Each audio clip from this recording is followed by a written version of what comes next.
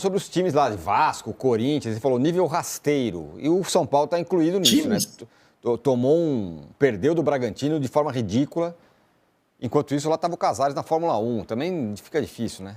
Claro, fã de Queen. Nossa senhora, meu Deus. No mesmo dia, né? No dia seguinte. Mas peraí. Fala. Mas peraí, a Fórmula 1 não foi no domingo? Esse jogo não foi no sábado? Ele foi aos treinos, foi aos né? Treinos, tem treino sábado. No fim de semana de Fórmula 1. Foi aos treinos, depois foi ao show do Linkin Park no Morumbi. Então, Foi no show também? Foi. lógico. Ele fez Tudo tudo. você com a tocha na porta. Ele lá fez pra tudo impedir. menos ir pra Vila Belmiro, então. Qualquer coisa. brincadeira. Não, o São Paulo tá largado. Aí que tá, é diferente. Aí é diferente do Corinthians e do Vasco. Bem diferente. O São Paulo tá largado, tá jogando na Vila Belmiro. Esquece. Não tá com 40 mil, 39 da Neoquímica, nem no Caldeirão de São Januário. Tá jogando Campo Neutro com o Bragantino. Talvez fosse em Bragança tivesse mais torcedor de São Paulo, por exemplo. Né? ingresso caro, inclusive. Com 12 desfalques machucados. O São Paulo tá largado, largadaço. Ele só não tá no buraco financeiro do Corinthians e do Santos, mas largado ele está. É difícil imaginar como é que o São Paulo vai ter mais 14 meses de Casares, né? Isso é muito difícil. Pode piorar, isso que é o negócio. Não é um ano que vem, pode piorar. E também aí vou pro campo um pouquinho. Assim como o Dorival fez na Neoquímica Arena, o Crespo fez na Vila Belmiro, o que não dá para fazer com um time ruim. Escalar uma formação ofensiva. Corinthians e São Paulo são times ruins. Eles só sabem jogar de uma forma. O São Paulo com 3 zagueiros e 3 volantes, dupla de ataque, e o Corinthians com 3 volantes e o trio. O Dorival colocou mais um atacante e o Crespo colocou mais um atacante. Jogou com Lucas, Luciano e Ferreirinha. Não ganha de ninguém. Nem o Corinthians, nem o São Paulo com essa formação. É legal, né? Os caras jogam com 3 atacantes, não chute ao gol nos 2 jogos e o adversário ganha.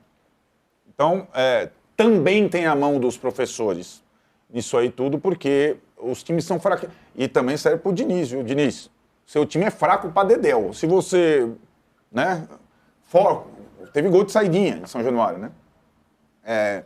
Então, façam simples, como faz, por exemplo, o Zubeldia no Fluminense. Né? Façam simples. O Fluminense ali tá lá. Então, lá, o Fluminense ganhou do Mirassol e empatou com o Cruzeiro. Tomou quantos gols no jogo contra Mirassol e contra Cruzeiro? 0. Então tá na frente. O Fluminense tá bem passou por uma semana difícil, que era Mirassol e Cruzeiro fora, e tá à frente desses 3 times.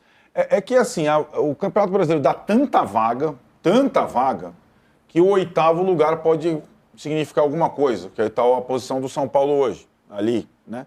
Mas daqui a pouco ela pode ser do Atlético, se ele ganhar O Atlético tem 43, 43, não é 42, 43, né? O Atlético vencendo vai a 46 e passa à frente do São Paulo. E pode ter até G9. Esse ano, quem disputar a Sul-Americana e a Libertadores, a pré-Libertadores vai ser por poucos pontos, né? Mas o São Paulo tem uma desvantagem em relação a todos os outros. Ele não joga mais na pomba da sua casa. Pomba, lembra disso, Juca? Pomba da sua casa. Né? Eu lembro, sou jovem. Lembra, Tchariano? Pomba. Não joga mais na pomba da sua casa. Desculpa nada. Inclusive não Danilo, joga. o que é a pomba da sua casa, Danilo? Eu não tenho a menor ideia, Juca. Inclusive, no ano que vem, já com o Tirone esgotou na sexta-feira os ingressos para o show do AC/DC, Júlio Gomes também, nosso parceiro aqui. Ficamos lá, show do AC/DC, 3 shows do AC/DC no Morumbi, inclusive o ano que vem, se o São Paulo estiver na pré-Libertadores, não vai ter campo. Se o São Paulo estiver nas finais do Paulista, não vai ter campo. Aliás, Juca, amanhã Paulistão, a gente define o Paulistão, terça-feira. Quais os times, grupos, formato. Teremos Paulistão ano que vem, ou Paulistinha. E o São Paulo não vai ter estádio também no ano que vem. Questão Casares. Arnaldo, a Dua Lipa vai fazer 2 shows também lá. Agora. Vai, também agora. Depois o Oasis. Depois o ano Oasis. que vem AC/DC. AC/DC E depois. os caras jogam na... O Arnaldo tá criando uma barricada na frente do Morumbi com tochas lá e vai tentar impedir os metaleiros de entrar no show. Você consegue, para mim... Você consegue... Pausa de 5 segundos para pedir a sua ajuda ao nosso canal com o seu like e se inscrever se ainda não for um inscrito. Temporada em 2026, tá? Aí vamos lá, que temos aqui, ó, o Alexandre Vieira colocou aqui, a agenda, né, a programação do São Paulo para essa semana. Data FIFA, então é óbvio que é folga para os jogadores. Hoje, segunda-feira, é atividade apenas para os atletas em recuperação. Então quem está machucado, se repõe de lesão, se apresenta para fazer o seu tratamento. Quem não está, é folga, tá? Terça-feira, aí 8 horas da manhã, tá? Terça-feira, 8 horas da manhã, exames médicos e as avaliações clínicas. Na quarta-feira, às 8 da manhã também, de novo, exames médicos e avaliações clínicas. Na quinta-feira, aí todo mundo se apresenta às 9h30 da manhã e treino. Sexta-feira, 9h30 da manhã, também treino, tá? Sábado, atividade apenas para atletas em recuperação, folga novamente. E no domingo, às 9h30 da manhã, treino aí para o elenco do São Paulo. Essa é a agenda do São Paulo para essa semana. Então os jogadores vão ganhar 3 dias de folga na semana.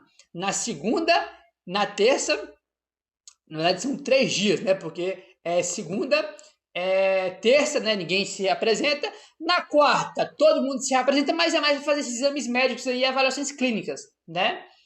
E então não vai ter aquele treino tático ali com bola, né? E outro dia de folga no sábado, né? Então são 3 dias de folga no caso, né? Segunda, terça e sábado, tá? São os dias de folga aí pro elenco do São Paulo. Bom, enfim, a gente teve nesse jogo aí contra o Bragantino o desfalque do Marcos Antônio e do Paulo Maia, né? Que 2 titulares aí do São Paulo. A gente sabe que o Marcos Antônio provavelmente aí, né? Se não for o melhor, é um dos melhores jogadores do São Paulo no ano. E quando o São Paulo não tem o Marcos Antônio, é outro São Paulo. Ele faz muita falta. A gente viu isso aí, principalmente contra a LDU na Libertadores no jogo de volta. Né? O São Paulo fez um jogo horroroso contra a LDU, perder em casa. E óbvio que ele fez muita falta também. Aí, rapaziada, ele também não jogou contra o Bragantino, tá? Por causa de uma lesão, já comentamos aqui sobre isso. E, meu amigo, olha só o aproveitamento do São Paulo com e sem o Marcos Antônio, tá? Levantamento que fez o GE. Aproveitamento despenca sem Marcos Antônio, olha só. Foi o 22º jogo na temporada sem o volante. Ou por lesão, ou por suspensão, ou por apenas opção, tá? O São Paulo jogou 22 jogos no ano sem o Marcos Antônio, tá? Engloba ele ter ficado no banco de entrada, machucado, cartão, tá? 22 jogos no ano, o São Paulo jogou sem o Marcos Antônio. Nesses 22 jogos, o São Paulo teve um aproveitamento de 39% dos pontos. São Paulo ganhou 7 jogos, empatou 5 e perdeu 10, tá? 39% de aproveitamento sem o Marcos Antônio. 7 vitórias, 5 empates e 10 derrotas. Com o Marcos Antônio, fundamental desde os tempos do Zubeldia, o aproveitamento sobe para 56%, tá? 56%. Esses 56% são 39 jogos, 18 vitórias e 12 empates, tá? Então, sim, o Marcos Antônio 39%, né? E com o Marcos Antônio 56%. Né? Jogador que faz muita falta, um jogador que faz o time jogar o motorzinho no meu campo. E sem ele, cara, o time, mano, é outro. A verdade é essa. Sem ele, o time é outro. Né? O time é outro aí. Bom, torcer para ele se recuperar dessa data FIFA para estar disponível contra o Corinthians, né? Torcer, né? Lesão muscular, tem jogador que volta em 2 semanas, 3, 1 mês, né? Depende muito, mas torcer para ele estar disponível aí pro jogo contra o Corinthians. A gente sabe que demora, né, pro jogador do São Paulo voltar do DM, mas enfim, vamos aguardar. Rapaziada, vamos entrar aqui agora no assunto, saiu informação aqui, na verdade 2 informações, né? Eu trouxe as 2 aqui, né? A gente tá aqui para, né, repassar a informação para vocês, então vamos trazer os 2 lados. Saiu informação, tá, do R7, tá? O R7 postou informação dizendo o seguinte: uma das condições impostas por Crespo para ficar no São Paulo em 2026 foi a saída de jogadores veteranos, tá? O argentino propôs uma reconstrução profunda do elenco, que passa por alguns jogadores de mais de 30 anos deixando o São Paulo. Foi a informação que trouxe o R7, certo? Aí, o Alexander Vieira trouxe a informação, né, dizendo o seguinte, ó: o São Paulo quer um elenco mais jovem sim em 2026, mas mantém a confiança nos veteranos. A diretoria do São Paulo confirmou que a montagem do elenco para a próxima temporada terá foco em contratações de jogadores mais jovens, com o objetivo de reduzir a média de idade da equipe e tornar o grupo mais equilibrado fisicamente ao longo do ano, que é correto. No entanto, o São Paulo, o clube nega que o técnico Hernan Crespo tenha pedido a saída dos medalhões. Pelo contrário, a relação do Crespo com os principais nomes e dos jogadores mais experientes é considerada muito positiva internamente, tá? Então é isso. O R7 tem informação dizendo que o Crespo aí colocou condição, né, que é liberar aí, né, cara, jogadores veteranos, né, pra ele ficar. Aí o Alexandre veio trazer aqui que o São Paulo vai se montar um elenco mais jovem, né, pelo menos trazer jogadores mais jovens, que é baixar a idade do elenco, né, a média de idade. Mas, né, o São Paulo aí, segundo o Alexandre Vieira, nega que o Crespo tenha pedido, né, cara, para liberar jogadores com mais de 30 anos, né? Então fica essas duas informações aí. Eu não sei, né? Cada um tem sua fonte, meu trabalho aqui é repassar a informação para vocês. Então, sendo justo, peguei a informação e trouxe também o contraponto que trouxe aqui o Alexandre Vieira, né? A ideia da diretoria é formar um elenco com maior rodagem e competitividade, permitindo que os veteranos também tenham mais tempo de recuperação e possam ser decisivos nos momentos mais chaves da temporada em 2026, e essa foi uma coisa que não aconteceu, sendo que foi uma frustração muito grande, né, cara? Os principais jogos do ano, os principais momentos mais decisivos, não tinha ninguém, né? Tinha o Oscar fora, tinha o Caleri fora, o Lucas, né, da Copa do Brasil não tava, na Libertadores voltou, mas, né, jogando abaixo porque ele não tava bem fisicamente, entendeu?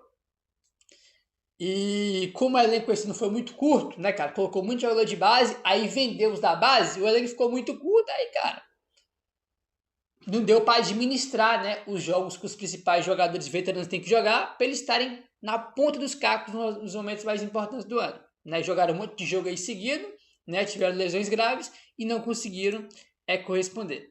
Conseguiram responder. Aí, olha só, olha o tanto de jogador que o São Paulo tem com mais de 30 anos, jogador veterano, tá?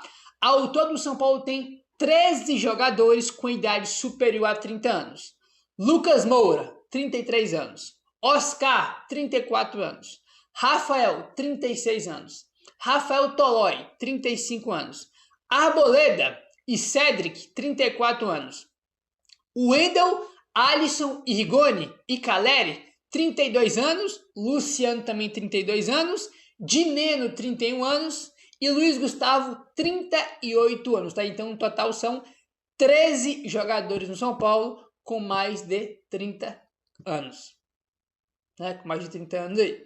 Eu acho que muitos desses aqui podem ser aproveitados. Por exemplo, eu acredito que o Lucas vai voltar a jogar bem, tá? Acho que isso que ele não tá jogando agora, e mal fisicamente natural, porque ele ficou muito tempo fora, então eu acredito que o Lucas pode render aí. O Oscar, cara, eu acredito no Oscar, a questão é ele ficar 100%, né? Acho que tecnicamente ele bem, acho que ele pode contribuir, tá? Rafael vai ficar mais um ano, né? Goleiro do São Paulo. Tolói, cara, o Tolói já foi uma contratação muito questionável, tá? O Tolói já foi uma contratação muito questionada. O Arboleda, acho que pode entregar ainda. O Cedric também já foi uma contratação também que não gostei. O Endo, acredito que pode jogar também. Quando ele jogou bem. A questão foi que ele jogou pouco, né? É outra também que a questão é estar disponível. Também acho que em campo pode jogar. O Alisson, 32 anos, se tiver a oportunidade de deixar, acho que já deu o que tinha que dar também. Rigoni, esse aqui eu não vou nem falar nada. Caleri, acho que pode entregar. Luciano também acho que pode entregar. Dineno, um abraço, né? E Luiz Gustavo, né? Aí não sei o que a gente vai fazer com o Luiz Gustavo, né? Se ele aceitar reduzir o salário, pode ser útil. Se não, um abraço aí também. Né? Qual a sua opinião sobre esses jogadores, meu querido? Dá o papo reto aí nos comentários, tá? Bora falar agora sobre o Grêmio tentando contratar um diretor do São Paulo. Novo presidente do Grêmio, Odorico Roman, tem a intenção de fechar para 2026 com o Rui Costa, diretor executivo de futebol do São Paulo. O nome vem sendo especulado desde a metade do ano. Ele e Paulo Pelaipe eram os preferidos do Odorico Roman. Pelaipe já deixou bem claro que não sairá do Cruzeiro, até por isso o Rui Costa se transformou na bola da vez. E aí tem alguns bastidores importantes para serem contados. O primeiro deles, o Rui Costa é o braço direito de Carlos Belmonte, diretor de futebol institucional, é o conselheiro que virou diretor. E a relação entre Rui Costa e Carlos Belmonte é muito boa. Só que o Belmonte, como vocês têm percebido, pode deixar o São Paulo no fim da temporada, a relação desgastada com o presidente do Tricolor. Se o Belmonte sair, dá para dizer que o Rui Costa fica enfraquecido dentro da Barra Funda. centro de treinamento do São Paulo, o que poderia acelerar esse processo de saída e retorno ao Rio Grande do Sul. O Rui Costa foi formado como dirigente no Grêmio, a família do Rui Costa segue morando em Porto Alegre, seria também a oportunidade dele estar um pouco mais perto dos seus familiares. São Paulo que havia perdido no sábado por 1-0 para o Red Bull Bragantino e só não ficou em pior situação porque todos os adversários diretos na briga pelo G8 perderam. O Corinthians e o Vasco não aproveitaram a chance de encostar no São Paulo, foram derrotados. Só que vários outros times que já pareciam distantes dessa disputa acabaram por entrar nessa rodada. O Atlético Mineiro, inclusive, se vencer a partida que tem a menos contra o Fortaleza, ultrapassa o São Paulo. O Ceará e o Red Bull Bragantino também se aproximaram do tricolor. Vai haver muita disputa por uma eventual 8ª vaga, e isso só acontece se um campeão da Copa do Brasil estiver entre os 7 primeiros do Brasileiro. Hora de falar. Mas então, sobre essa reforma do DM, eu vou até trazer mais detalhes referentes a isso, porque o pessoal lá acabou ficando um pouquinho chateado da forma que eu trouxe, mas eu vou explicar, tá? O São Paulo entende que houve um descuido na atualização do departamento médico para essa temporada. E quando eu falo São Paulo, são os membros da alta cúpula, são a diretoria, são os membros mais altos do alto escalão, não as pessoas do departamento médico ou a galera da divisão de excelência médica. Então, o primeiro ponto é esse. O São Paulo, os principais membros da diretoria, acreditam que houve um descuido. A palavra foi essa, descuido para a atualização do DM, do Refis nessa temporada. E aí, o São Paulo contratou a médica que fez ali um diagnóstico, fez um estudo, fez um levantamento interno e adotou que realmente tem uma necessidade de modernizar o Refis e fazer algumas mudanças nos processos internos. E aí até é o ponto de trazer que a alegação de pessoas do DEM é de que não, a gente tem bons equipamentos, mas a gente quer atualizar, a gente quer melhorar. Então, o DEM, esse descuido não vem das pessoas do DEM, vem da alta cúpula. O DEM reafirma que é só uma questão de modernização mesmo, que faz parte de você buscar sempre novas soluções. E aí o São Paulo está para fechar parcerias com empresas da saúde e da inovação, aí vai ser no modo de permuta. Me falaram, por exemplo, São Paulo não pagaria nada por essa reforma, e aí faria publicidade, placas, colocaria aí na coletiva, faria alguns posts na rede social do próprio clube para fazer essa reformulação. Até do que eu tenho de apuração inicial, essa reformulação seria em equipamentos, seria trazer equipamentos mais modernos de última geração e mudar alguns protocolos internos, alguns processos internos que não foram detalhados quais que seriam, mas que tem alguns procedimentos ali que serão atualizados. Ainda não me falaram se teriam alguma mudança em termos de profissionais, se vai abrir mais departamentos, se vai reformular, demitindo pessoas e contratando outras novas, se vai contratar uma terceira empresa para fazer consultoria, como o COIN faz em casos de joelho, por exemplo. Não foi me falado em relação aos profissionais. Mas e já tem até também outro profissional, né? O Howen, né? Que está trazendo o TechFoot, né? Para dentro do CT também, né? Perfeitamente. Então, o São Paulo vai fazer toda essa modernização já para a próxima temporada. A ideia é de quando o elenco se reapresentar na próxima temporada, já tenha todos esses equipamentos e esses processos sejam feitos. E aí, avançando um pouquinho mais na apuração, a gente acaba entrando também na questão do elenco, né? Porque toda essa questão médica é muito por questão do elenco. Além de fazer tudo isso para diminuir as lesões do elenco, o São Paulo, ele fez, nesse estudo, ele também fez um diagnóstico de que o elenco é bem envelhecido, ora só, e que a maioria dos destaques do time são os veteranos. Então, a ideia que a gente já tinha até conversado para o ano que vem é de trazer jogadores mais jovens, numa faixa ali de 23 a 27 anos, porque o São Paulo hoje ele entende que ele tem uma média de quase 29 anos, 28 ponto alguma coisa. 28,6, se eu não me engano, a média de idade do São Paulo. E que os rivais, por exemplo, de São Paulo, como o Corinthians e o Palmeiras, eles têm uma média de idade de 26,2, 26,4. E pode parecer que não, mas esse quase 2 anos é muita diferença quando a gente vai pegar o plantel como um todo. A gente está pegando uma média.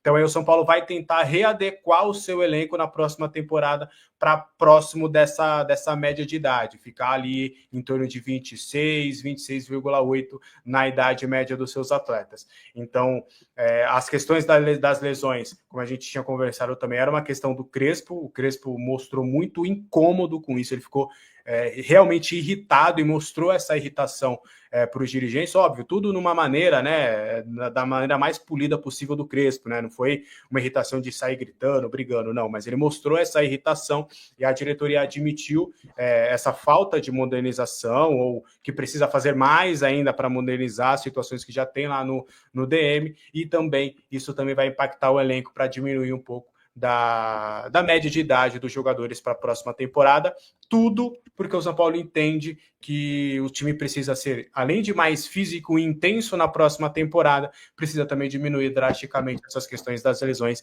que tem assolado o clube nessa temporada. O diretor executivo de futebol Rui Costa está no radar do Grêmio, como já mencionado neste vídeo. Rui já trabalhou na equipe gaúcha anteriormente. De acordo com o UOL, o tricolor paulista está atento ao risco de perdê-lo para a próxima temporada, já que seu nome faz parte do projeto na nova presidência recentemente eleita do Imortal. Por consequência, a diretoria do São Paulo está disposta a oferecer um aumento salarial ao executivo para mantê-lo no cargo. Vale destacar que o vínculo atual de Rui Costa possui validade até dezembro de 2026, data que marca o fim da gestão de Júlio Casares. Dessa forma, o mandatário tricolor não contempla a opção de abrir negociações para uma renovação contratual, e pretende apenas renegociar os valores do vínculo atual para afastar o interesse do Grêmio. E aí, torcedor, agora voltando a falar sobre o desempenho do São Paulo no Campeonato Brasileiro. Você ainda acredita que o tricolor tem chances de classificar para a Libertadores do próximo ano? Deixe a sua opinião nos comentários.